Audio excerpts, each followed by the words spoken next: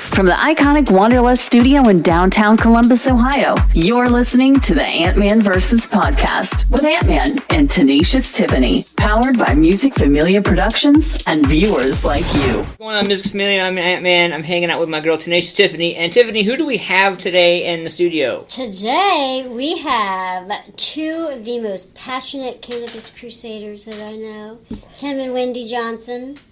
Welcome to my studio. Hey, I love it. It's beautiful. I love it. Thank you for the invite. Yeah, I'm honored. We have the wonderful Siobhan here, Miss Amanda Schaefer from Vegan Affair. She's brought in a bunch of goodies for us throughout the past couple episodes. And I have a box with me today because I had a market. I've been going hard this weekend, so Nice. so we can bust those out if anybody gets hungry with the munchies. I got you covered. Yeah. I got those. excellent. Thank you guys for coming and hanging out with us. There's lots of great tips and lots of great pieces to this podcast. Hopefully you guys stay tuned for this. This is going to be fun. Tiffany, I'm going to let you kick it off, girl. What's up? What's up? Welcome. Welcome. I wanted to have you guys on here because I know that you guys have a lot going on as far as legislation and events coming up, and I thought this is an important topic to me because I am a cannabis user and have been since my early 20s, and it's helped me a lot with all the things that I have to deal with. And when I met you guys were very helpful with any information that I ever have questions about. I know that I can contact him on a whim, and he will for sure. help me with anything. So I thought it was very important for you guys to be on this podcast. Very Nice. informative, Thank you. and people need to hear a lot of the things that you have to say. All right. Awesome. Wonderful. You know, the thing for me, like, coming from Columbus, I think there's two sides. I think there's a let's get high bunch, like let's just get blown out, and then there's an educated side to it, and I feel like they get misconstrued. Right now, we're getting into the education part of it, so you can take a time out, hit pause, do your thing, but come back, and we're going to have some education. What, for you guys, when you guys talk about activism in Ohio as a whole, what are some of the positives and I guess some of the negatives you guys see being activists? The positive stuff to me is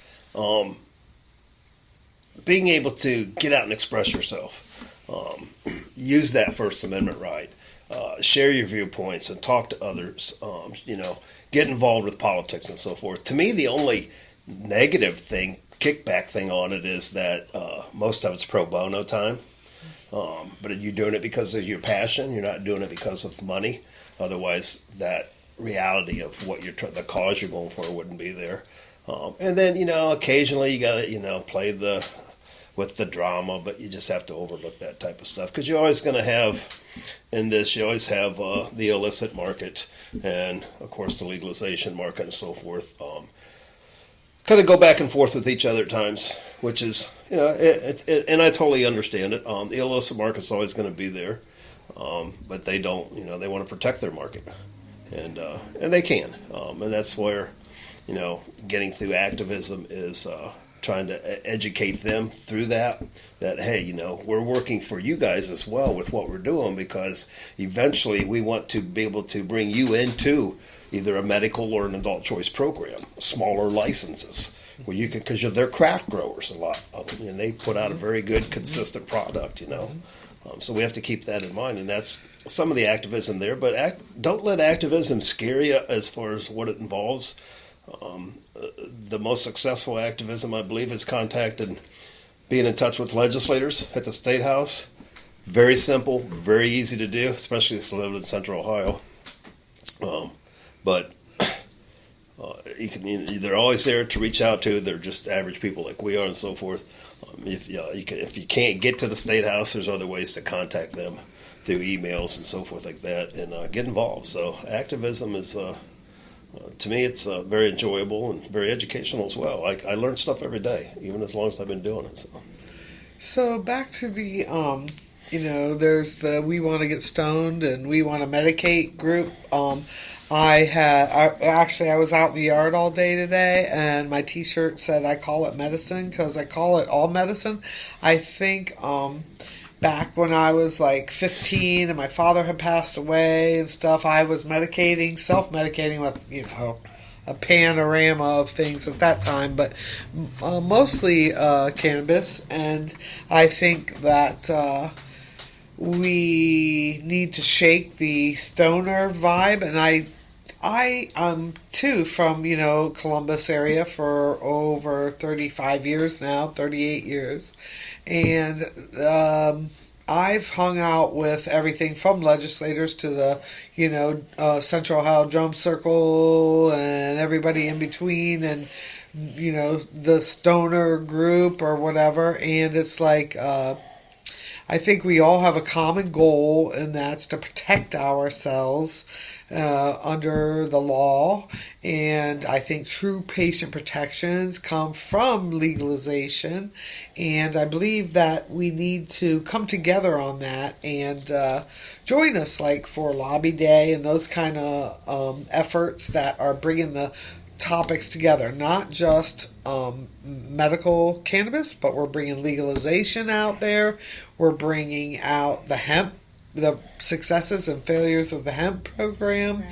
And cannabis is cannabis. We can't separate ourselves. We need to be together as a group, or we're not going to see legalization like they did in Michigan. For instance, they would have 2,000-3,000 people crossing the Mackinac Bridge every year. Normal did, and and that went on for years. And they have had hash bash for a decade. So I'm from Michigan, so right? I'm very so familiar. I'm from Michigan, yeah, I'm from so Traverse City. I'm from the inner city of Detroit. But that aside, Ohio's more conservative, so we're going to have that. But there is room for what our existing program now to expand into adult use, like Michigan, where you can go in and you get a discount if you're a medical patient, and or you're just an adult choice patient, so you don't get that discount. But it is all about choice, which leads us down many other roads in Ohio. Yeah, so take me there. So I'm working at a hemp shop. I work, like I said, at Revolutionary Botanicals, and so I have to agree with what you said, and especially now, because now with the hemp industry, we have the legal hemp-derived Delta-9, and I can't tell you how many times that I blew people's mind explaining to them that it is literally the same as going... Delta 8. No, Delta 9. Well, yeah. I know, but all hemp has 0.3% Delta 9. Right. So yeah. we now have in the hemp industry, we have products that are literally 5, 10, 15, whatever milligram Delta 9 gummies, and because they are derived from hemp, we're legally able to sell them. And so people are mind blown and don't understand how that's possible. I'm like, it's just cannabis. I made a chart to explain, and I simplified it, simple, stupid, and, Delta 9 THC comes from marijuana, gets you high, in parentheses, and then hemp-derived Delta 9 THC comes from hemp, still gets you high, and people, seeing that, people are like, oh, okay, I get it, but I feel like there's a lot of education that needs done. Yes. To help people understand both sides of it and how they really are the same, and it's just the content of percentage of THC that makes the difference between cannabis and hemp. Sure. That's, or marijuana and hemp, that it's all cannabis. So, as I say, why does it matter? Yeah. I think there's an education there, like you said. I think you guys are absolutely right. But I also think there's a fair amount of wrong education that back that up. Yes. And there's fake news out there. Yeah, well, and that's... and I want to go to Tim's point. You talk about money getting involved. As soon as you talk about the dollar value of it, the education tends to falter and go out the window. And there are people... And look... It's my job to cover the media, the good, bad, the ugly. In our community, there is false education by some well-known people that should not be doing what they're doing to profit off of other people. And I, being a disabled person, to see other people that are older than me, that have been in the game longer than me, that are having a harder time getting the care, the help they need, You know, we're really quick to send our vets over to fight for us, but we're really quick to put them on the street when they come home. You know, and that's the same with PTSD, anxiety, and stuff like that. Tim, I know you. Thank you for your service, by the way, sir. How are you guys changing the game for the veterans and the people that come home, the men and women that come home? Well, working with vets, I do a lot of advocacy at the State House with veterans as well, and patients. It's a lot of stuff I focus on in the medical program, and as Wendy mentioned, hopefully soon to come the adult choice program. But what we address there is I try to educate and be involved with as many veteran organizations as I can. Believe me, there are a lot of cannabis veteran organizations nationally that work together, and that I've been just recently connecting and so forth. I actually just this weekend connected 3 different vet orgs, one from Oregon, one from Ohio, and one from Maryland. And we'll see what they do. But what we try to do is we try to educate veterans, because, as you said, misinformation is what is the downfall of education, true education.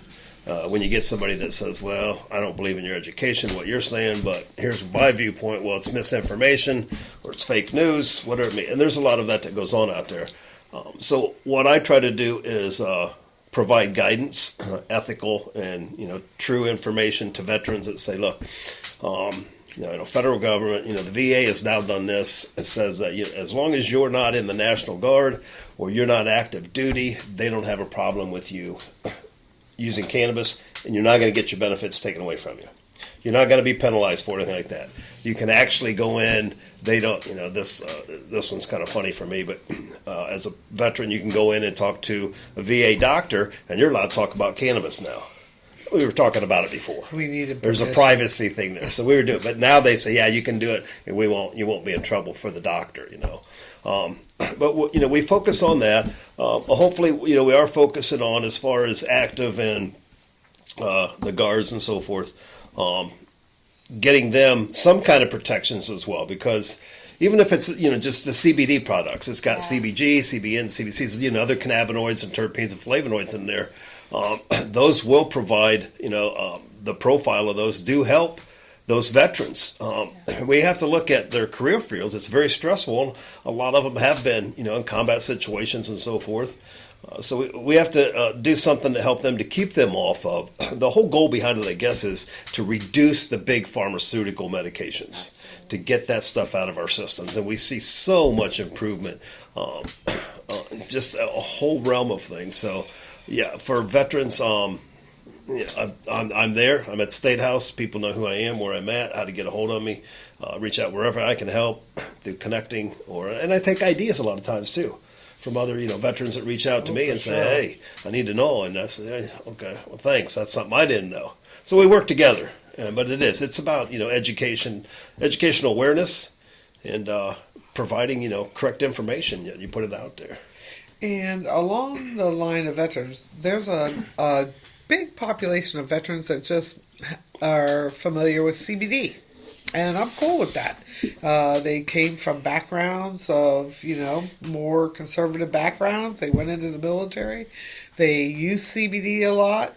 And we also have a population of people like truck drivers and people that use large equipment. And they're tested for the metabolites from CBD. Mm-hmm. And it's time to stand up for those people. And if they find some comfort and pain relief and anxiety relief and just mental focus. Yeah, mental focus with a molecule from the beloved plant that is known to not be psychoactive. Why are we testing these over-the-road truck drivers and people that drive a forklift at a local Marzetti plant on Indianola? Why are we doing that? I agree. Why are we doing that? I actually had a customer that came into the shop and got a CBD vape because he works in construction with big companies. And, and I told him, I was like, I can't guarantee you, of course, because I don't know how your company tests. And he came in with a failed test. And he's like, I thought you said it. I'm like, it doesn't. But I was like, ask them if they'll tell you, what do they test for? Do they test for THC or cannabinoids? And he came back and said cannabinoids, and I'm like, so unfortunately, you will fail with everything. Yeah. That's And that's it's just the way it is. It is. Yeah. And it's unfortunate. But, the government and the state government, because of our home rule and the majority that, allows that to happen, is saying out one side of their mouth that CBD is not psychoactive, and out the other side, their state licensure to drive a forklift and drive the Marzetti salad dressing inside the little place on Indianola, those kind of things. You got to think about that, and you got to get loud, you got to stay loud, you got to smoke loud, and you have to stay on that, because you got to protect those people too, because this is ridiculous when we know and the state and federal government are saying these are the non-psychoactive components on CBD. So, but they don't care if they're on, painkillers. Right. Painkillers or we'll give you counseling if you're an alcoholic. Yeah. We'll give you counseling. Counseling. Yeah, Yeah. Tim knows I struggled with getting my mom off of Oxycontin. Yeah. And I had her off of it for a year, and she was on cannabis, and someone at the hospital in the emergency room gave her an oxy, and it started all over again, and Sure. she's not off of it Again. And because the facility she was in would not let me bring it in. And I'm a firm believer because Sucks. I've used cannabis, FICO for everything from cancer to FICO, and let me clear that up. That's full extract cannabis oil, but sometimes better known as RSO, Rick Simpson oil, but My favorite thing. yeah, but we really, if you really are in cannabis circles, it's FICO now, because Rick Simpson was a little heavy on the CBD, and if we're talking about getting people off of opiates, we need to give them full extract cannabis Yes, oil. absolutely. And in the Ohio program, the cap is 70%. So, and there's language there at the State House that is trying to raise it to 90%. There's a lot of pushback, and it's like, let's just do it.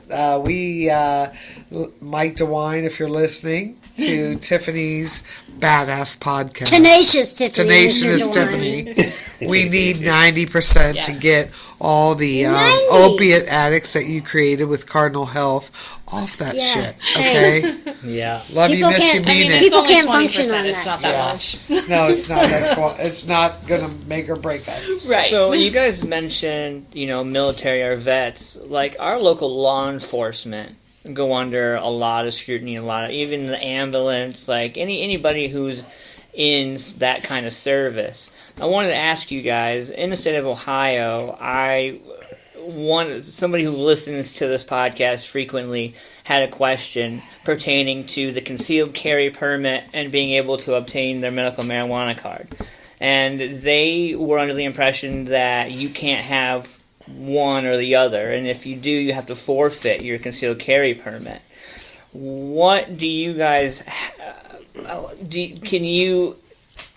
Tim, can you help my buddy out? What's going on? Because It's like this he's worried. He's basically worried that if he gets his medical marijuana card and starts getting better for himself, that they're going to kick his door in and take all of his stuff. No. It's actually it's very difficult for those that don't understand the layman's side, I guess, of laws. In Ohio, as you're aware, we don't have CC dub permits in Ohio anymore. Even though people still get them, a lot of times the reason they get those is there's reciprocity with the state they may be traveling to. Okay, but as far as in Ohio, you don't need a CCW permit. When it comes to sticking with Ohio law, there's nothing in the Ohio program and nothing under the ORC or the OAC that says you cannot have both state-provided privileges. The Second Amendment has just recently, and I believe Oklahoma and I believe there's another state, federal judges just ruled recently that it is an infringement upon the Second Amendment to say that you can't be a cannabis patient or a cannabis participant. So we're seeing some very positive action there, so that should probably, I'm going to say, go to a federal appellate court probably soon, and it may hit the Supreme Court, or the appellate court will just rule no, it's correct. You're okay. We can't do that. You're okay. You're all right. So, no, in Ohio, as far as your friend, there's not a worry. I've been involved with probably about 8 cases now since the program started of people having firearms and CCWs and so forth, their medical card, etc., and then having contact with law enforcement, going to court, and it being dismissed because the judge is like, well, where's the violation at? Show me the violation in the law. Such a waste of time. Well, so it's not But- there. But see, here's the thing. Here's what I tell people when they bring this question up to me. If I've got a medical cannabis card and I got a firearm and I have contact with law enforcement, for some reason the officer wants to charge me and I go to court, I'm legal. I have a legal defense because I've got a legal medical program, state provided, and I've purchased my firearm. I'm fully compliant with it. The opposite of that is of people who fear doing that because, and you're not checked. When you go get a firearm, it said in Ohio saying it says, It's good faith, right? well, it says that, are you illegally using any controlled Schedule 1 substance? Well, in Ohio, it's not a Schedule 1 controlled substance. In the program, it's Schedule 2. So you are compliant. But here's the kicker. To your friend, if you're using weed now and you have a firearm, you don't have a legal defense. So if you get caught with both at the same time, you've got illicit cannabis on you.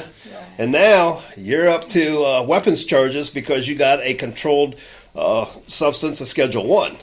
So I'm going to say for myself, personally, I would rather have at least that little card for legal protection. So on. Now, the next step. And the packaging. Well, you got to be compliant in the program, yeah.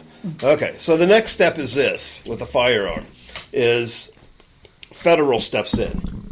So if you're purchasing a firearm from a federal salesperson that has a federal license to sell, that's a different story. But you're not buying from federal people around Ohio when you're going into someplace or whatever, and everybody's going to, well, it's still got to get a background check. No, that's not always true. Not only that, you can go to swap meets all over Ohio any weekend you Seriously, want. I'm like, It's yeah, true. yeah. Yeah. That's crazy. So I just laughed Yeah. at the legislative state house on that one. You Like, can Kyle I don't need Rittenhouse permission. yourself right on out of. Now, the ironic thing, if somebody wants to do some educational research, if you go back to the 1968 Firearms Act and the 1970 Controlled Substance Act, and you put the two together and start looking at the language, and it says no person under controlled substance is allowed to own or purchase firearms. Period. So what's that mean? All of Big Pharma is controlled substances. Yeah. 2s, 3s, 4s, and 5s. So technically we have, and I know federal's looking at it now, we have 2 bills or 2 laws that have been standing since the 870 that contradicts everything. Everybody in America is in violation. Wow. So we have to look at Has that. anyone And that brought is that to public attention yeah, well, I have, yeah. I bring it up. No.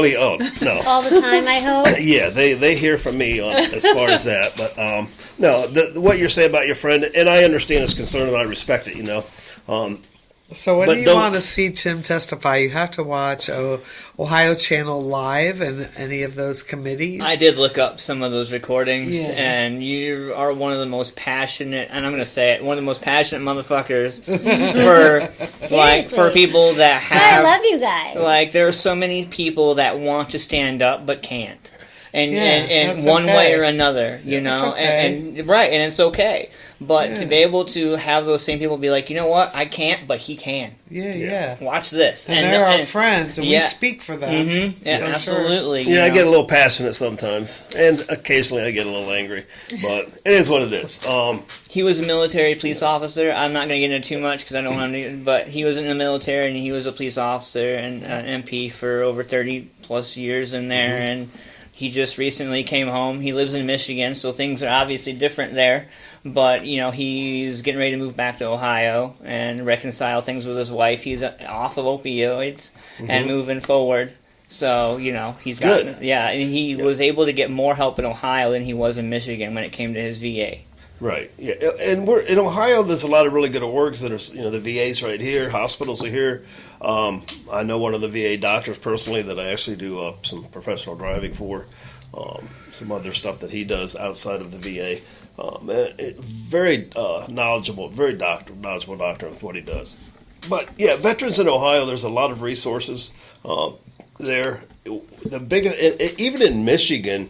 And I know there's probably, if Michigan's listening, go Bucks. But anyways, it's what you have to look at as far as the firearms is you have a state-approved program that you can participate in cannabis use. Up here you have the Second Amendment, a federal. It's a federal federal right now. We're talking the Second Amendment. So a lot of people get that confused, and it's like, well, federal says this, so you can't do it. Well, federal says you can't have a medical cannabis program, but we got one. Right. Federal says you can't do this, but we do it. Right. So federal now is starting to pawn everything off on the states. Right. If you watch everything, but no, It's very confusing. It's really not an issue, and like I've told many. If anybody ever runs into that, let me know. I work with a lot of attorneys from different disciplines, a lot of criminal attorneys and so forth. I do a lot of criminal justice reform, and then my background with that. So it's not that, like, I would rather be safe by having a medical cannabis card and being compliant with the program. And a Glad baggie is not compliant. You have to have it in the package. With your sticker on it. Right. Your prescription you have to have that. sticker. And you are allowed to transport it. So that misinformation is something that's out there too. Yeah. You guys go Can straight you to the explain dispensary. that? Well, how do I get it home? Can you explain what you just said? It's your medicine. It's a Right. Schedule II medicine in Ohio. It's controlled by the Pharmaceutical Board in Ohio, the Board of Pharmacy. It's controlled by the state. It's under 3796 chapter in the Ohio's Revised Code and Administrative Code. You have a right to take your medication with you. Wherever you are. Right. Now, there are steps, same as with tobacco. There's places that you can't consume tobacco. So the thing with your medicine, you're not supposed to be taking your pharmaceutical medicine either. I mean, you can travel with it, but you're not supposed to, staying inside of Ohio now. We're not going out the boundaries yet. Pharmaceutical drugs you can. You can take all the opiates and benzos you want and leave the state. Leave the country. Yep. All right. But if you got cannabis, you got to stay in your state with that product. So it's a funny thing though, that the way it's looked at, but no, you can travel, and I know people say it, and that you're supposed to go to the dispensary, you buy it, you go home, and you consume your product at home, and you're not allowed to leave until you're not impaired. What's impaired? Okay, it brings us something that she talked about. Just tell me what level of impaired with I am. urinalysis or test in Ohio. The only thing they test under law in Ohio is THC metabolite. It could be in there, 30, 60, maybe 90 days. In reference, and that's the psychoactive, THC. Right. What employers have a right to do if they want, they can test for other cannabinoids. You may test, and you may not have enough of, even with, the 0.3% for THC, you may not get a metabolite of THC reading, but you can still get a metabolite of other CBD cannabinoids. So they're automatically, the employer's going to say, well, you're using cannabis. Yep. So, as far as state employers in Ohio, people with, for instance, medical license, those type of license outside of like ODOT, Ohio Department of Transportation, they're pretty open. Okay, so if they know, because we had over a 93% agreement with medical marijuana, and we have now around 70% in wanting adult choice. So, for instance, the medical profession, if they know that if they randomly tested their employees, they too, like we hear complaints of small business, the business across the board, we're hearing we can't get employees because they can't pass a test for cannabis. Well, Stop testing for it then. and they have that right. They have that right. That's what Tim and I try to get across the state. That's one of those pieces of the education that's missing. 0% tolerance in the workplace is a choice of the owner of the company, the employer, whatever you call it. Here's where they get their incentive to test for cannabinoids is when it comes to insuring those people. So those insurance companies push for, zero tolerance and yada yada. So, but that's becoming more lenient because we even see that as far as federal FBI agents. They're like, if you haven't used cannabis in the last year, we see that with Ohio State troopers, because they know. Honestly, law enforcement, in my opinion, and I'm a lay person, what you would call lay law, judicial, whatever, person, political person, although I've learned a lot. I'm a medical person, and we know I've worked in a 100-bed ER and for 26 years. We know that marijuana was never a problem. Honestly, I had to testify in front of the Medical Marijuana Task Force back in 2015. I did actually see one instance where we had a soccer mom who came in with her husband and her 2 kids, and she had was told to eat a fourth of a brownie because her pain medicine wasn't doing it for her, and their chemist friend,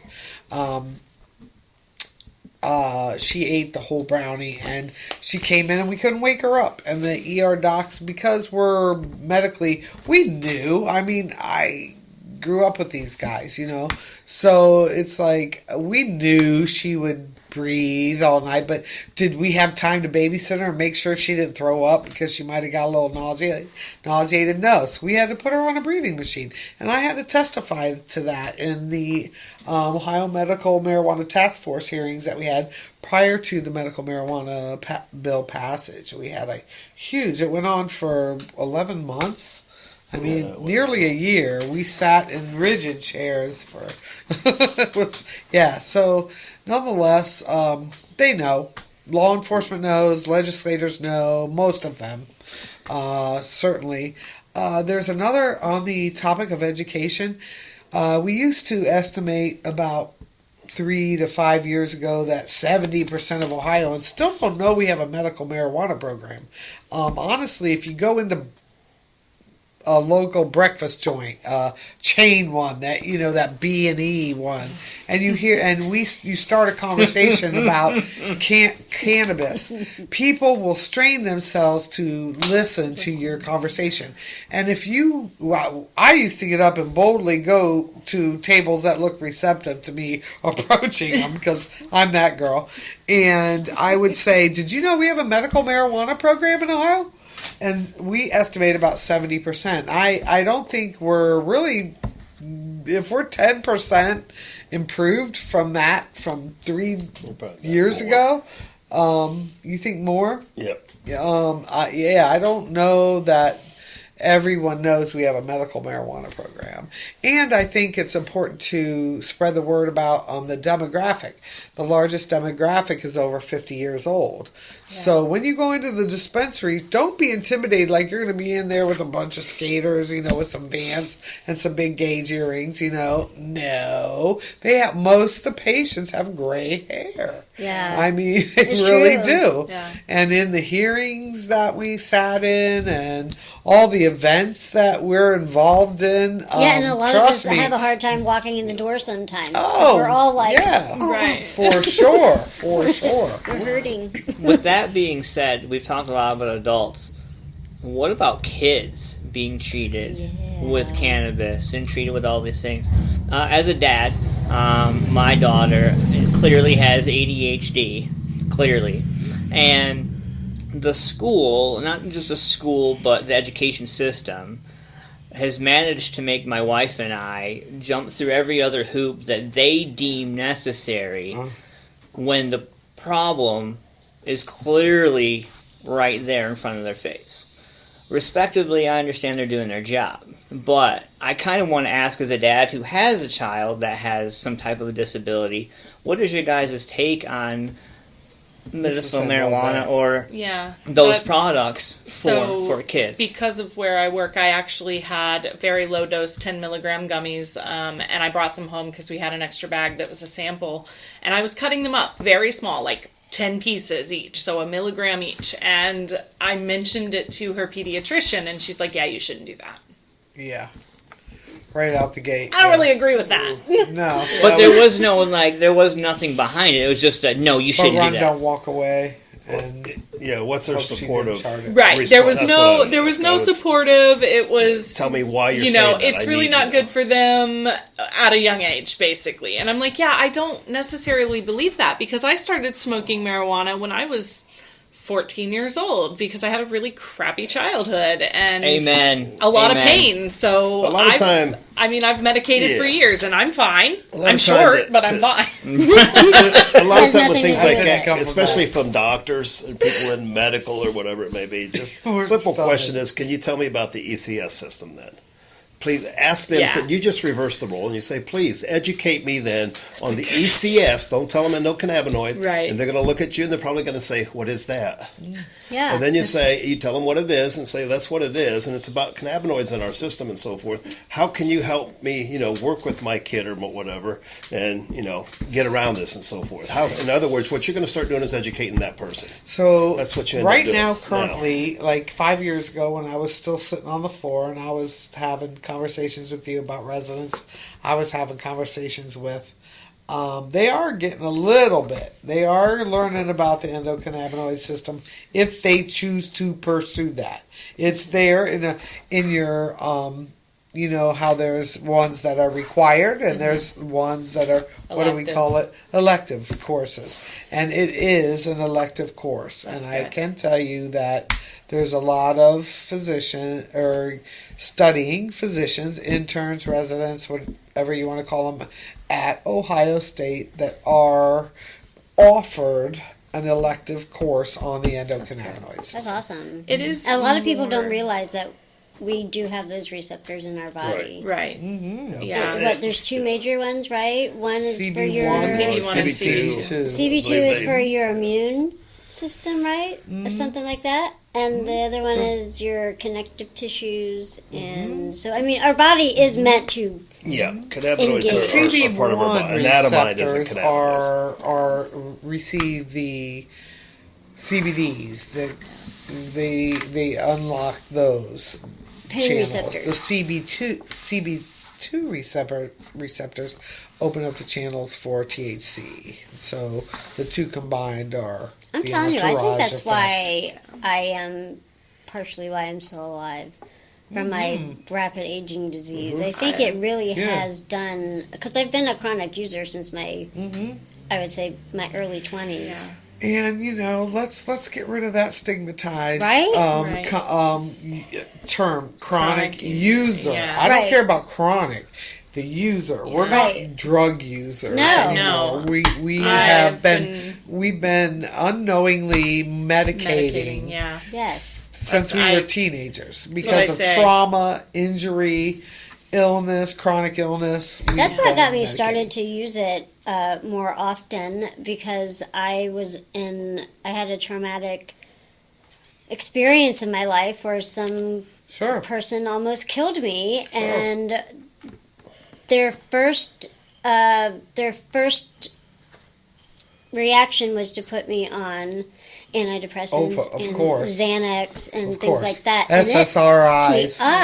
Serotonin, reuptake inhibitors. Person. Don't take those. No. Don't take those. I was at a party one night and someone was passing around a joint, and I took a big, because I used it in high school and then I stopped using it until that moment, and I was just like, fuck it, I'm hitting it. And the moment I hit it, it just felt like the biggest weight was lifted off of my back, and I was like, "Oh yeah, that's good. We're gonna roll with that forever." For a while, don't tell me what to do to take care of myself, because that other shit makes me crazy. Yeah. Here's what I'll tell you about your kid as far when it comes to school, and this is something that every state Of course, we always do We medical have some first. great articles right now on cannabis safety. We also first bring some about that. later, or later we come How with to adult. talk to your teenagers.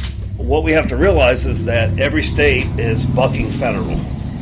Federal still, we're at Schedule 1. All the states, and not all states, have even rescheduled their programs. So Ohio, when we did that, there was enough of us, medical people and so forth, and legal people to step up and say, wait, we got to get that on Schedule 1 if we're going to have a program and if we got some kind of protection.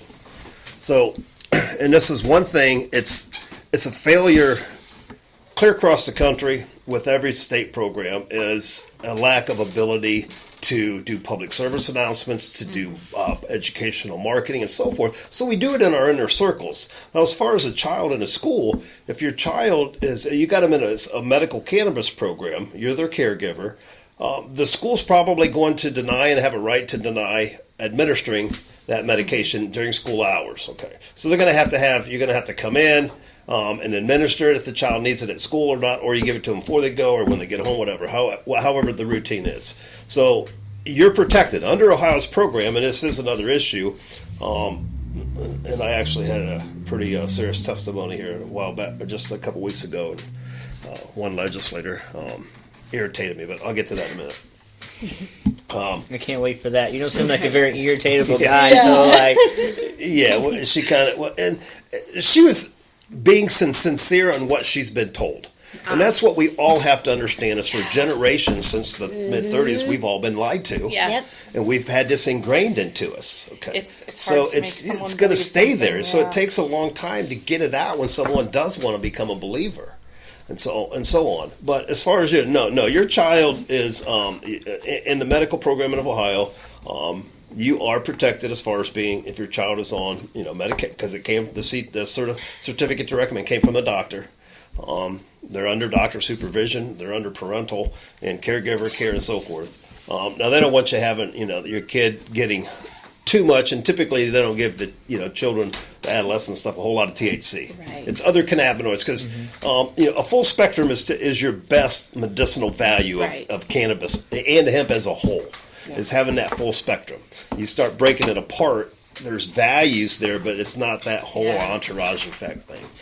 The value of the plant and so forth. So no, there's that's what you have to think of that. Yeah, they don't want you coming to school really and saying, "Hey, I'm here to give my kid their medical cannabis." They don't want to, and they won't. The ones that I know, there may be some change now. There is a lot of liberalization, I guess to say, as far as the way people are starting to view things. There are a lot more people coming on board, understanding that there is. But as Wendy was saying, there is a large majority of Ohioans that don't, and usually it's rural areas that don't know that there's a medical program. A lot of small police departments don't know there's a medical cannabis program, so patients are still being at rest. They're still being patted down. We got a hemp program. I got a farmer that called me This is a up whole and said, "Hey, I've been stopped panorama. twice now, Tim, by the same department. Pandora's box. And this guy does not use cannabis. He's just a straight up just hemp hemp. farmer. But he smells like weed. Right. When he leaves, it all smells the Still same. Cannabis. smells the same. Yeah. He gets stopped and he goes, "Oh, well, what do I do?" I says, "Well, you just take the bill, or take the law, copy it out of the revised code, and take it down to the chief of police and say, look, I keep getting stopped. I'm a hemp farmer. Right here in the revised So code we've is the had hemp program, that. and right here is the medical program, and so forth." We've So that had can, that, and also the legislator, and also someone that's worked for a cultivator also get yeah, I pulled was on getting it. there.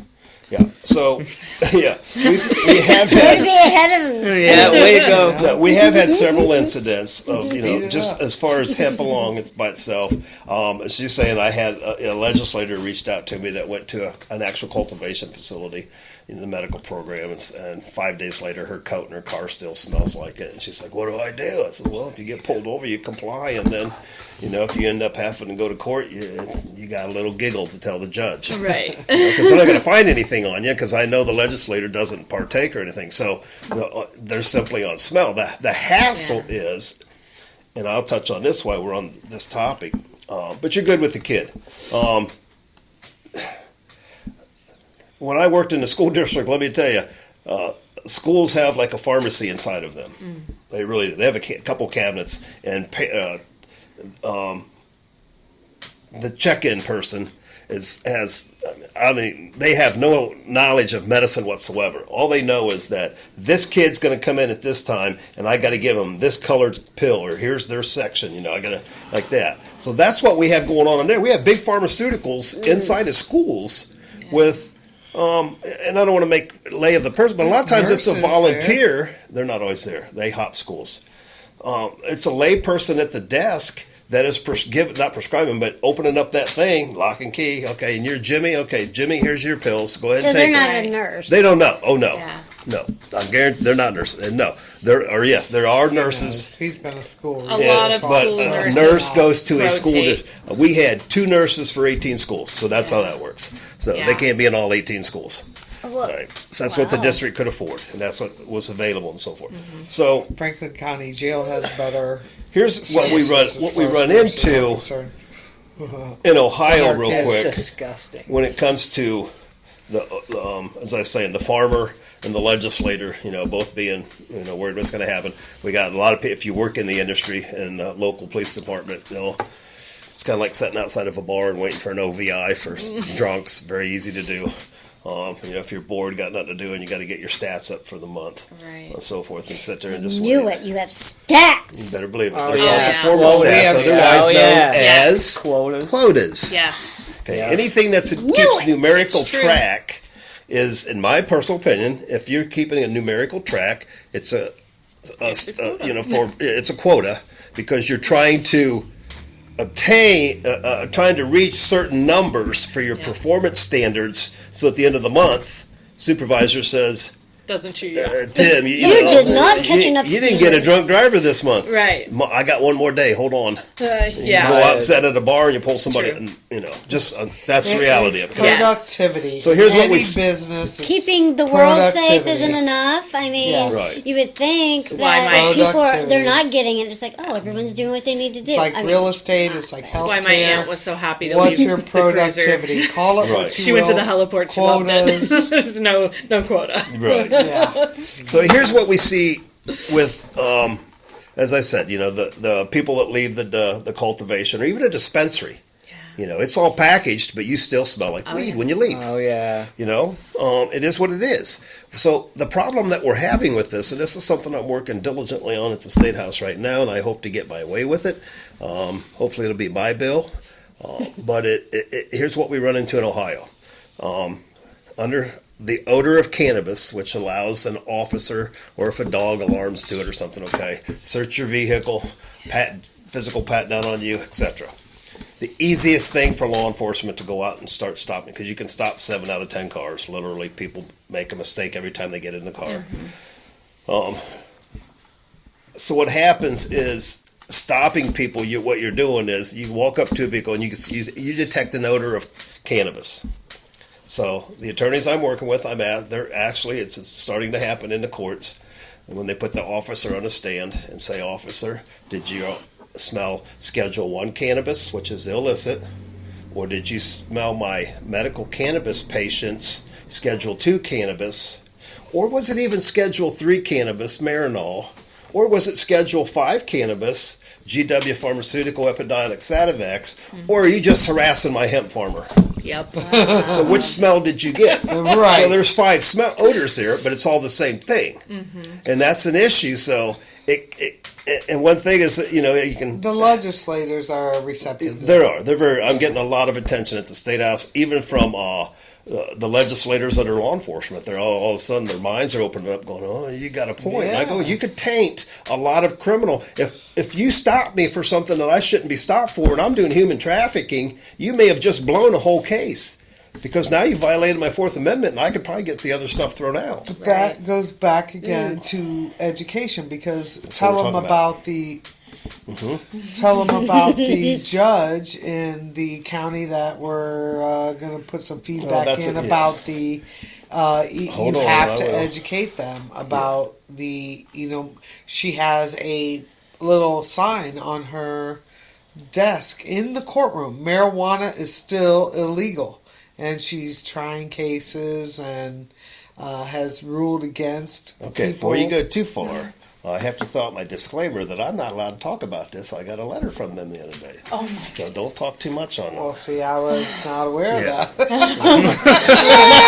Now you are. No, we're seeing, I get, for some reason, well, I know why. I get involved in a lot of legal cases in Ohio. And recently, actually with Senate Bill 9 that's going on at the State House right now, I got challenged by a legislator because we've had parents in Ohio that have had their children or their custodial rights removed from them because they're a compliant medical cannabis patient. It's in the program. It says you can't do that, which means it's in 3796.24, I believe, is where you actually find the rights of parents that are medical cannabis That is patients. amazing to me that Well, you there can are just- some courts that Yeah, for real. are not respecting that. Yeah. They're not honoring it. And in this particular case, what we had was also, if you're on probation, it's up to the court, it's up to the judge or the probation officer to say, well, yeah, it's a Schedule 2 medication. You're compliant. You can continue to use it.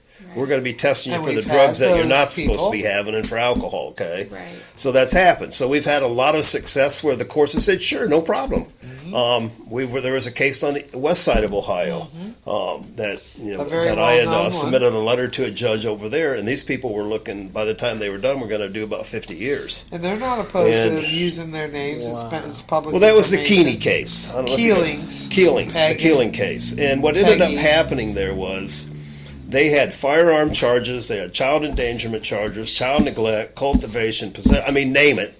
Law enforcement Anything stacked they it could on ever- anything. It was could, stacked of on. course. So That's ridiculous. Whatever we sticks. worked together as some advocates and so forth, and with some attorneys. We actually have attorneys that are advocates as well too in the cannabis industry, and so we get a lot of time free consultation from them, or I give them free consultation and teach them one or the other. But so we ended up with that case over there. They got 5 years probation. Looking at 50 years apiece, they got 5 years probation, permitted to continue to medical cannabis.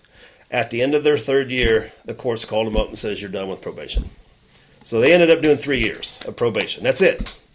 And that was more based on the firearm possessions at the time, is what that was so much. The whole child custody thing was dismissed and so on. So now to the probation thing, that where the client had asked for the defendant, can I continue to do it? Well, the judge said, no, you can't. Well, as she said, in the courtroom where this happened at, there was a big sign that says, marijuana is still illegal. So, Wow. okay. All right. So I knew the attorney handling this case, and he got a hold of me and said something to me. And so there was a complaint filed, and then is what it is. Is her sign So- still up? What's that? Is her sign still up? As far as I know, As far as we there know, are some yeah. other details. I won't go into the Yeah. ironics of it or anything like that, but there are some funny things part of it too. But anyways, what I ended up being told by the review board that will check on her judicial behavior, I had to wait for the case to be done. Right. So once the case is all done and so, et cetera, of course they're not going to call me and I'm tell not me. beholden to But those. I get, through the legal calls me and says, hey, it's done, Tim. And I said, no problem. So I went ahead and refiled it. I got a notice back from them. So now it's all under review, etc. My complaint. And so I'm hoping, her comment of, I don't care if there is a program in Ohio, and if it is state law, Free speech it's is not in my courtroom. That's But not your how the law courtroom works. is under the law. Right. There's a reason why justice is blind. Yeah, so that's something That bitch that. can see under her mask. But yes, you can. Yeah, so it's something there that time. I'm waiting. I don't know how long it'll take, but it'll be kind of interesting. But it's a point. It's not to try to burn the court, but it's more to educate the court. And that's what Yes. actually Yeah, they 'cause ask you. What do that's- you think discipline should be? I said education, Yeah. Yeah. educational awareness. Make them go to the facilities. Make them read the entire 3796 section.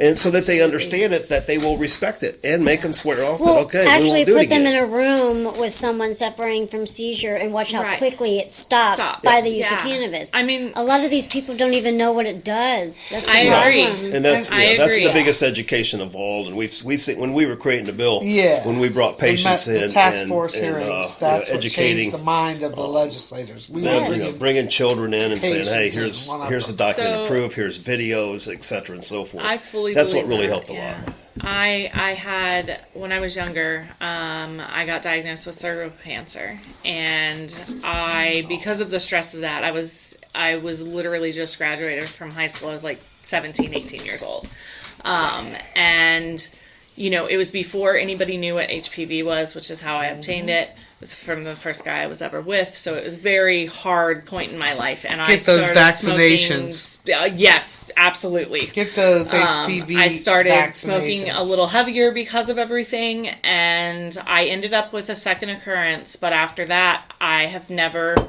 had any. And so I was also told that because of the two occurrences, I would not be able to have children. I have two beautiful children. Nice. And I fully and completely believe that my cannabis use is the reason that I didn't have a third occurrence and the reason that I was able to get through it without any serious issues and still be able to bear children. That So- and there is science That's behind women with endometriosis and the other kind of infertility issues. It takes anandamide and other cannabinoids that we produce, and it also helps if we take them in THC in, because THC unlocks blastocytes in the womb. Blastocytes are the cell that is there it's fertilized, but it's implanted, but it hasn't been implanted into the womb. So blastocytes connect with a fertilized egg and they open up that channel. And that is directly, I was telling you earlier, I have someone who totally credits her endometriosis that she was like 40 and she had two twins that are now 4 years old, and she was using IVF for like a decade before that. And so as soon as she started using cannabis through Ohio's medical program, she was taking tincture, and she was using vape pens, and she credits that, and in conjunction with traditional treatment. Don't get me wrong, I am a 5-year breast cancer survivor. I've had a mastectomy. I've had everything. I declined radiation. I didn't need chemo. Cannabis, I love it. I trust it. I'm educated on it. Ignorance is fear. So the more you educate yourself, the more you're apt to use it. But I never would ever, as a person of science, say not to use it in conjunction with traditional treatment. Like for instance, chemo. If you need chemo, let's do chemo. If you need radiation to shrink a tumor, let's use it in conjunction with FECO, full extract cannabis oil, and shrink that tumor. But let's not be so naive that we believe that it's a panacea for everything. It's not. It's a naturopathic medicine that we should use in conjunction with and substitute pharmaceuticals when it seems to be effective and appropriate, then use it. But otherwise, that's what we know. And that's what we're limited to. We're just you'll never a group really of hear people that are more familiar with it. And sometimes we have to dumb our conversations down. I don't mean dumb as a negative word, but we have to, everyone sitting around this table is pretty educated about the endocannabinoid system and how it works, and, has a certain level of how it interacts with your other meds and your conditions.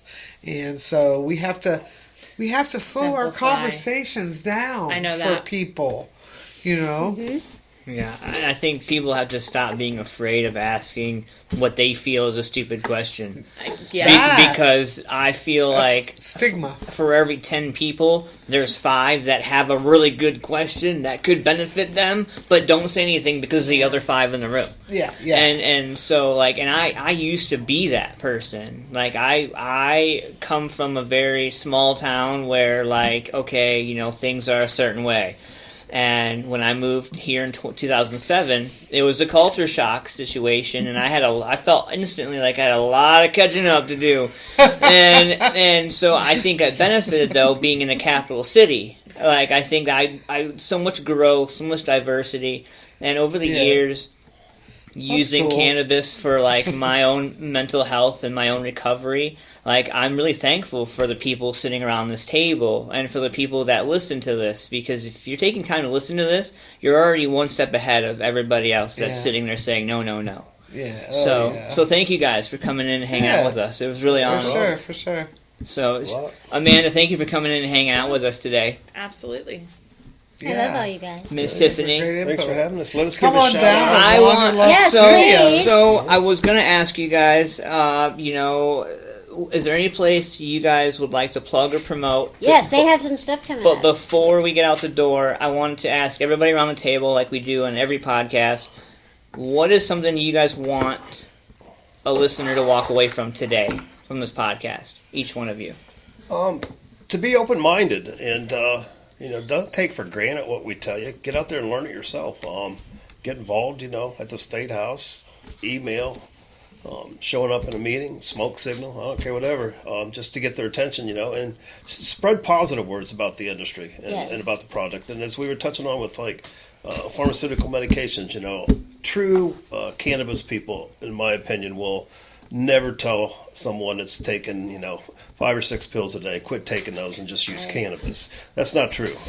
There may be some people that do it. I've seen veterans come off of 20-some pills a day down to 2 or 3. Yeah. But there Some of are them can be pharmaceutical. eliminated. Well, there's pharmaceutical pills that you have to take. Yes. And that's just the fact of it. But also to stray away from misinformation that comes out.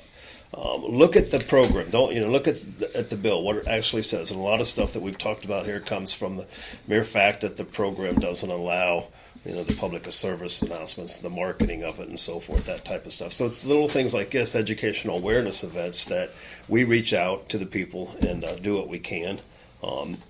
I would ask a little shout out, if you will, Senate Bill 9 right now at the State House is to amend the medical program.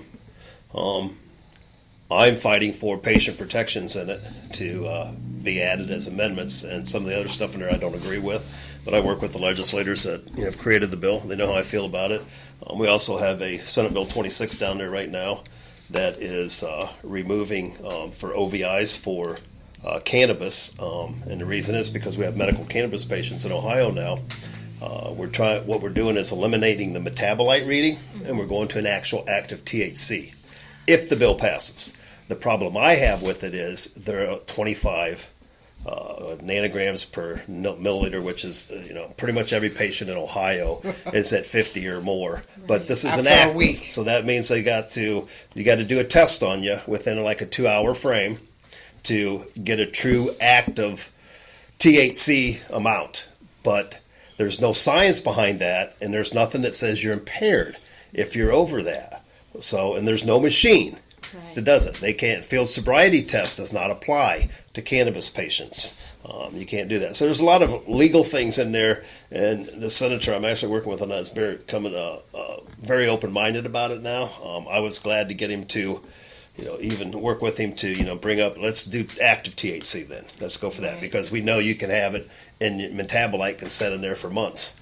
So there's that. Those are a couple of bills at the State House. The easiest thing to do is just go to legislature.ohio.gov and follow the bills, follow the legislators, email them, etc., etc. We're also working, hopefully this one hasn't been introduced yet, but an adult choice program for Ohio. So we're going to see where that's going to go. They got until May 3rd to do something with that. Come May 4th, if they haven't, the Coalition to Regulate Marijuana Like Alcohol that's trying to put it on the ballot for November, they will go out and start collecting signatures again, and we'll most likely see what they are introducing. And go to the ballot, and we'll see if that gets passed. If it does, it's not a constitutional thing. It's strictly an indirect initiative that will come back to a commission statute. To a commission that will promulgate all the rules and regulations and so forth for it. So those are things to keep an eye open for and participate. Get involved in it. Start sending your legislators emails now and making phone calls saying, hey, we want an adult choice program. And you hear us talking, and then I'm going to let Wendy get to what she's got to share. You hear a lot of rhetoric where we say illicit market instead of black market. We'll say cannabis instead of marijuana. We'll say personal cultivation instead of home grow. And so on from there. You hear that, and the reason for that is, it's kind of funny, is because the cannabis community in Ohio has kind of come accustomed to that now. So when we talk to legislators, a lot of times they're looking at us and going, well, isn't marijuana the same as cannabis? Well, yeah, but we call it cannabis. We're trying to get away from that. Yeah, And there's then it's like, stigmas. what do you mean personal cultivation? Well, it's home grow. We're trying to get away. So we're trying to switch up that rhetoric a little bit. And they're getting educated. It catches their attention more because now they're starting to ask questions when we use that type of word Right. versus what we used to use. So we're getting away from the old negative stigma. Nothing wrong with it. It's always going to be a part of me. It's what I grew up with. It's what all of us, it's going to be there. But it's okay to change it. Yeah. Right. There you go. Doper. Right. Yeah. It's okay to be, politically correct. This The goes around marijuana. circles. Right. I love that. So, I'll let So Wendy that tell you. brings us to our next big event, which is huge. Tim and I have done, in the last 2 years, 5 lobby days, actually. So our biggest one is always on April 20th. It's sponsored by a lot of hemp companies, myself and Tim, and CannabisSafetyFirst.com. But if you want to get more details, go to sensiblemovementco.wixsite.com. Or if you're on Facebook, just go to Sensible Movement Coalition.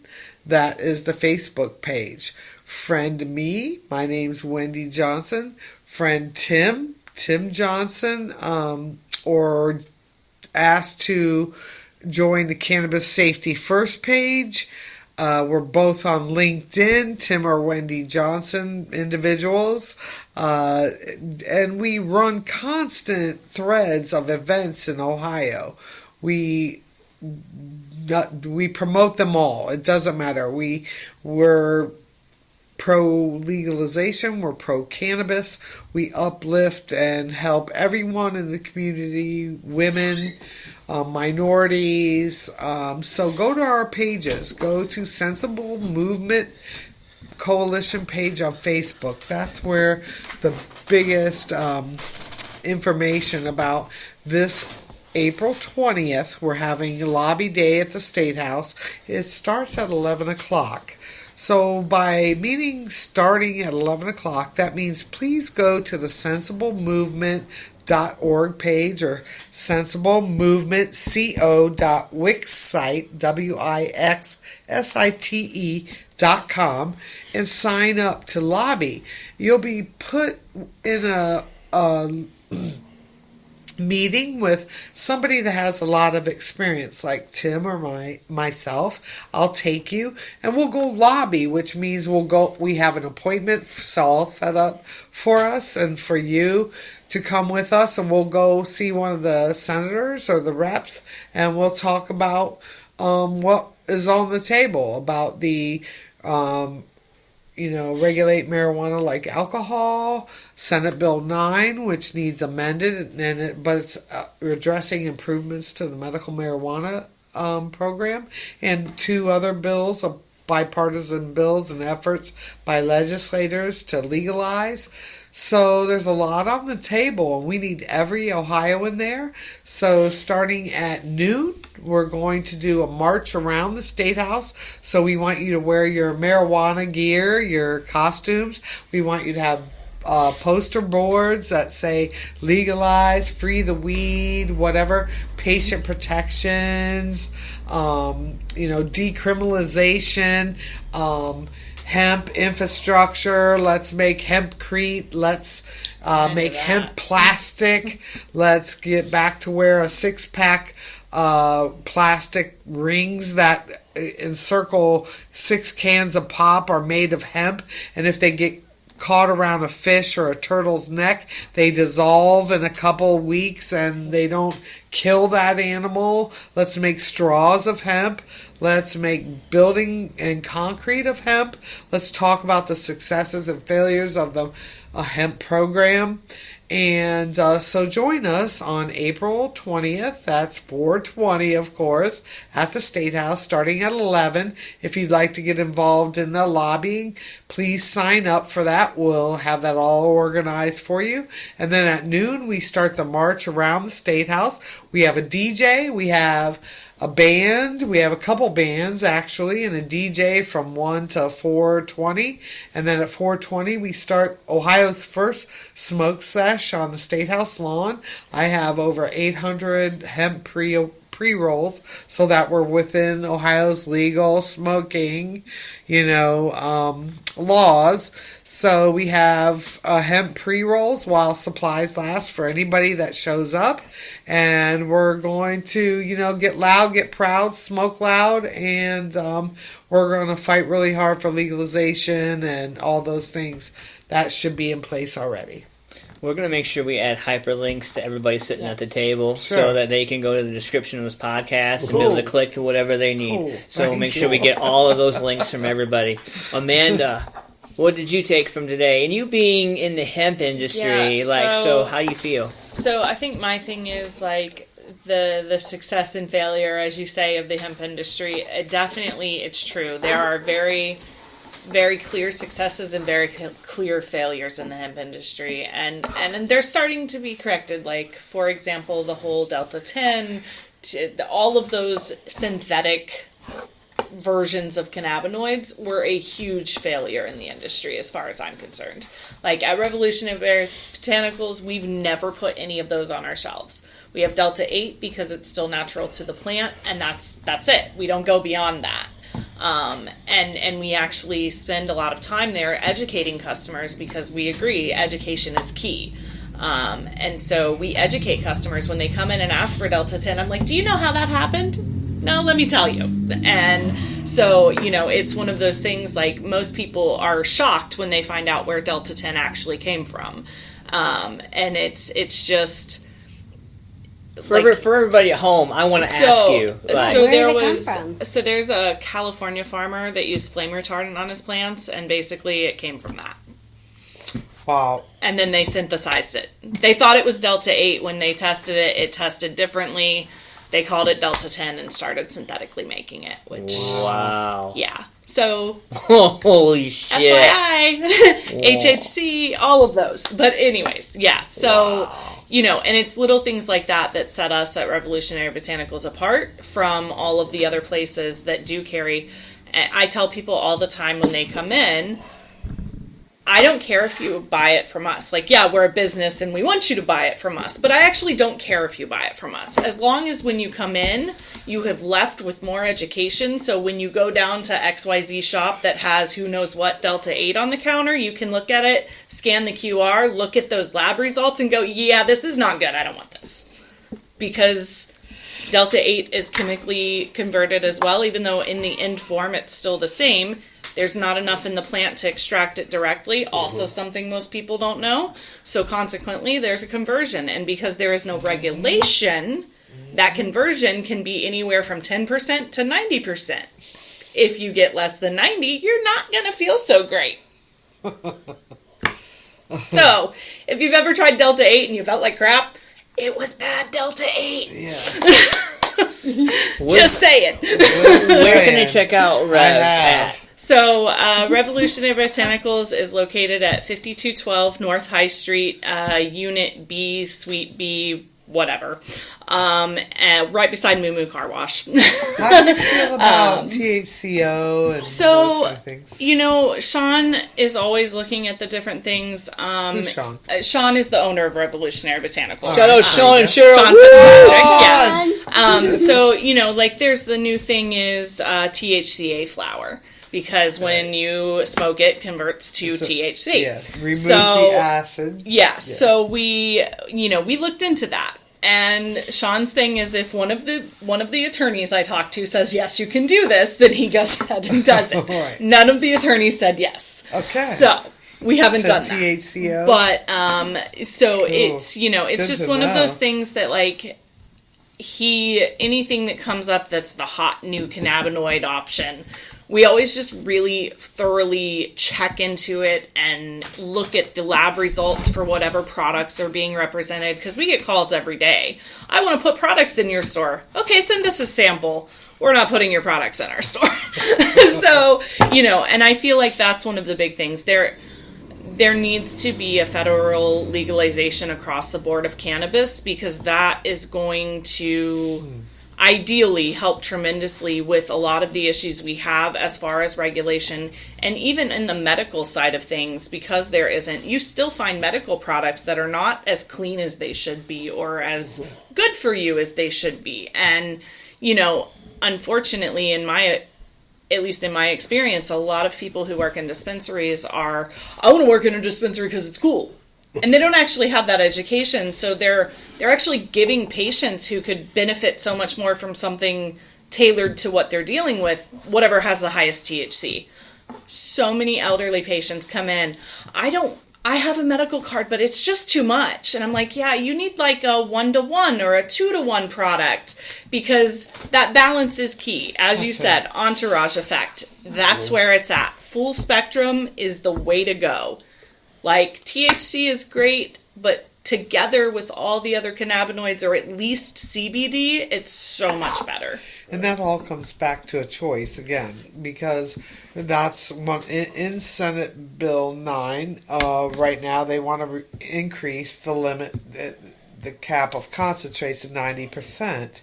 So, you have to, it goes back again to education. So, I should be allowed as a cancer patient to get my 90%, my 90% FICO, and this person here should be allowed to get their 1-to-1. Right. So there's I agree. different reasons. There's different reasons for any pharmaceutical, and all the way down to a nutraceutical, which I'd like to see cannabis scheduled as, which also is a great website, which is schedule6.com. It's through Marijuana Moment. Okay. If you haven't ever seen it, what's his name? Angel. Just go to marijuanamoment.com. That's one of the best places to get marijuana updates. And there's a new association called Schedule 6. So we have Schedule 1 through 5, and so Schedule 6 being like nutraceuticals, which we should have done with cannabis, and from day one. We should never have placed ourselves in this pharmaceutical realm, which we did as a step because we kowtowed to the federal government. So we saw that path. Yeah. We saw that path, which was okay, but it has also backed us into a corner and fighting big pharma, big alcohol, big tobacco. Just to touch off of the synthetics and all that, and you guys, I'm sure you and Sean are up on it. The Farm Bill for 2023 is addressing all of that stuff. So, unfortunately, the hemp industry and the CBD people asked for attention, and they got it. Yes. A lot of attention. Yeah, buddy. So we're hoping it's going to be good, positive attention, that it will pull off the bunch of the, I'll just call it junk that you find at the gas stations. That's what I call it. I'm so tired of the water beds and stuff. Oh, yeah. I ain't afraid to say it. I had a friend recently who just had a really bad experience. Her son was getting that stuff at the gas station, and he was not responsible with where he put it, and he left it on the counter, and my friend, who was his mom, ate it thinking it was just a piece of chocolate, and it fucked her up so bad. She went to the emergency room. That's not cool. She was out of her mind. But it was the Delta 10, whatever. Yeah. So, and I want, that's what Industrial. I want to leave on that point with my thing. Yeah. I really want people to educate themselves on what cannabis does for people, and just if you've had a bad experience, understand why your experience was bad, figure out what it was that you took. Maybe, I know in Canada I've had all sorts of different kind of things in the cannabis world, and I know some things I cannot take because it is too much for me, right? So I just really want people, and don't ruin it for everybody else just because you've had a bad experience or you just don't want people to do it. Yeah. Don't ruin it for everyone else. Yeah. A lot of people need it. I need it, and Amen. I really want people to And educate understand what it yourself does. on, starting low, going Yes. slow. Exactly, that's the and key. understand that most pharmaceuticals are water soluble. So when you take a tablet or pill of 92% of all, I don't know of many fat soluble pharmaceuticals. There are a few, but most of them are water soluble, which means they metabolize and they are broken down by water. So THC is not that. It is fat soluble. So you may take an edible and have an empty stomach and only have eaten, carbs, like maybe a couple pieces of toast or something that day. And then 2 hours later, you go and have a cheeseburger and some fries, and bam, that hits you. You have to educate yourself and understand that you need to take that with a fat carrier, and you also have to take that to another level and understand which fat carrier is the best for you. Like for me, it can be cottage cheese. I don't even like cottage cheese, but I will make myself 2 big heaping teaspoons of cottage cheese with an edible, because that's what carries it for me. It might be, it might even be a different carrier for other people, like coconut oil or lecithin, soy lecithin, or sunflower lecithin. So it takes a lot to I figure put my that RSO out. oil on avocado. Yeah, there you go, Oh, avocado. Yeah, that's and something that's that I what we stress to call people. bioavailability. Yes. And that's across the board. CBD and Yes. THC, it comes down to bioavailability, and you have to figure out what your carrier is. And it could be everyone's cheddar different. cheese. Let me Everybody's clarify different. one thing here. I didn't mean to interrupt you there. No, you're if you fine. want to go, but clarify one thing that she brought up as far as why we're seeing cannabis medical patients going to the CBD store or the hemp stores is exactly the fact, what she just mentioned. Cultivators in Ohio are fixated on how high a THC they can grow. That's what they go for. They don't look at all the terpenes, flavonoids. They're starting to, because enough of us are complaining Right. about it. So we want a full profile on there. Yeah. I want to see, I don't care what your strain name is. I want to see the profile, all the flavonoids, terpenes, and Right. cannabinoids on there. Well, that's what I care about. But what we see is, as a result of that, good example, some patients come in, especially elders first time, or even children first time getting it or something, and they get too much THC. So then they end up at the hemp CBD stores, and they're getting more CBG or CBC or something, or they're getting that lower dose, that Right. 0.3 or less of THC, with the other 2 to 1, 3 to 1. Myself, I like a 2 to 1, even a 3 to 1 about a CBG, and a combination of CB. And if I could get something like that with a low THC, I'm good to go. Right. And so forth. So we have to. It's one of the failures in the medical program. Yeah. There's actually language in there, and I don't mean to insult to the camera here. I don't mean to insult any of the bud tenders, but per the program, bud tenders are not allowed to discuss any kind of medical or provide any medical advice whatsoever. They're basically a cashier. Neither are we. They're supposed to come in, the patient, patient's supposed to already know what they want. That's how stupid the program is. And then the bud tender rings it up, gives them their stuff, get out and go. So we lose out on that right there, on that step by, bless all the, bud tenders that are out there and so forth. The bud tenders who understand that. Yeah, there are a lot of good bud tenders that do understand it, and they're able to work around. Even with the systems that are inside of the facilities and so forth being recorded 24/7, etc., you're able to, a good bud tender, if they've been educated on it, can navigate around that and still get it across to a patient that really needs questions. Now, there's bud tenders that you go in and you get old schoolers like us. It's like, okay, we know what we want. You want us to educate you, or how do you want to do it? They have to learn to be open-minded to us then, because they have to realize that the industry they're in the legal industry came from the illegal industry. Exactly. Yeah. So with that, I'll close as far as for my part on this right here. The Ohio Cannabis Health and Business Summit, probably, I'm going to say, one of the most exciting cannabis events of the year, largest. coming to, I'm not going to use those words. That's arrogance in my opinion.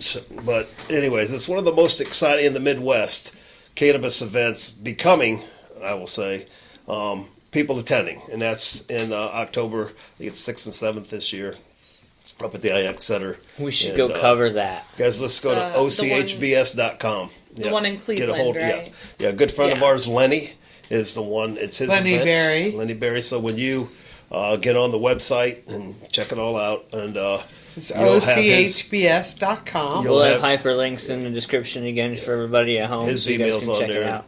Speak with Lenny, get you guys a spot up there. Last year we had their spots down in the bottom part of the IX Center. That's for radio people, podcasts, and so forth. Work something out with them as a nonprofit, and he'll have you guys up there and so forth. And as I said, on that Friday night at the Big Mixers at the Rock and Roll Hall of Fame. So if anybody, keep that in mind. If you guys can share that, it'd be great. So but I appreciate you guys bringing We us got here a Pink today, Floyd package for anyone with 10 grand or more. Good bullet. Speaking of good stuff as well, you can go to That's a dark side veganaffairbakery.com as well, right? For all the goodies. Yes. Yeah. Yeah, we have pickup available here at Wanderlust, and then also at Revolutionary Botanicals, or shipping if you're a little further away. So Sweet. You guys, thank you guys so much only for coming within in. Ohio, though. Right, I can't yeah. sell outside of Ohio because of cottage laws. All right, that's fair. We'll put that in there. Yeah. Thank you guys so much for coming and hanging out. It was really honestly a great education and a pleasure to have everybody here. Yeah, thank See you down at Lobby Day. Yes. Lobby Day, 420, 11 a.m. and Ohio's first smoke sesh on the State House lawn, and that's at 420. All right, guys, thank you so much. I'm Antman, and this is Tenacious Tiffany. Bye-bye. Make sure you guys check out for more. We'll see you next week. Smooches.